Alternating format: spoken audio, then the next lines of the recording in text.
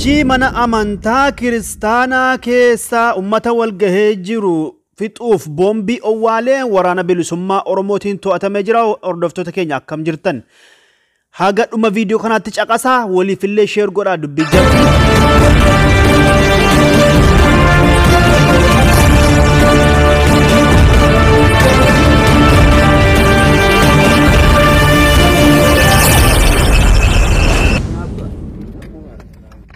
Keessa babaa dhamta? Keessa babaa eenyuti? Warquu. Ganda kamirratti hojjechaa jirti? Ganda Gooroo Daannisaa. Bataskaana maal jedhamu keeti? Maaramii. Maal mee hojiin kee maalidha? Qeessidha. Qeestinnaa keessatti immoo kan barbaachisu mazaafa qulqulluudha, masqaliidha. Kanaan alatti wannummaan ati boombii taabota keessa keessum maaliifi? Egaa dura saayi. Dhugaa dubbata waan jaalata. Ayyee. Kana amma yaaduma karaa deeman tokko mana ka'uu budu. Ayyee. Bitadhu naan jedhe. Ayyee. Naan bitadhu. Ayyee. Waggaa bitadhu eeguu isaatis hin beeku maalis hin beeku jennaan akkanatti eekamaa jedhee natti kennee naan fudhu.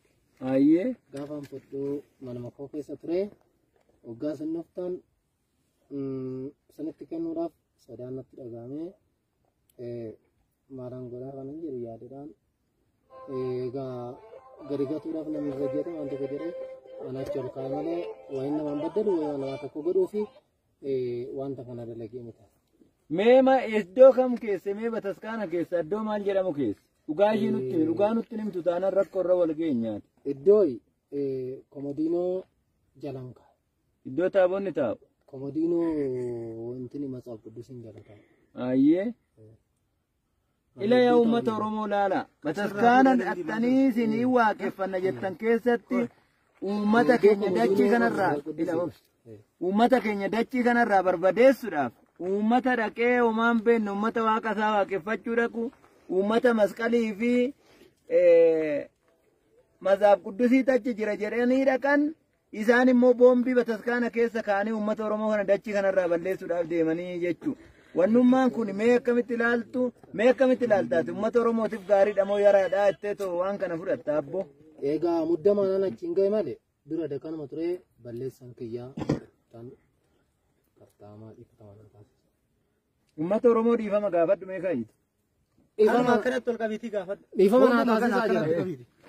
Dhiifama godha hubatanii. Dhiifama naa taasisaa.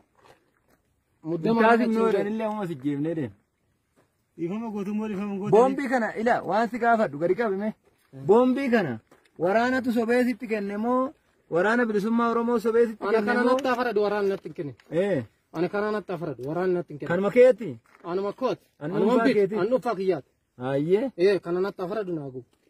Dhuunfaa keetiin bataskaana keessa goote bitatte. Muddamee tan hoggasachi kaa'e malee duratti deekan mati.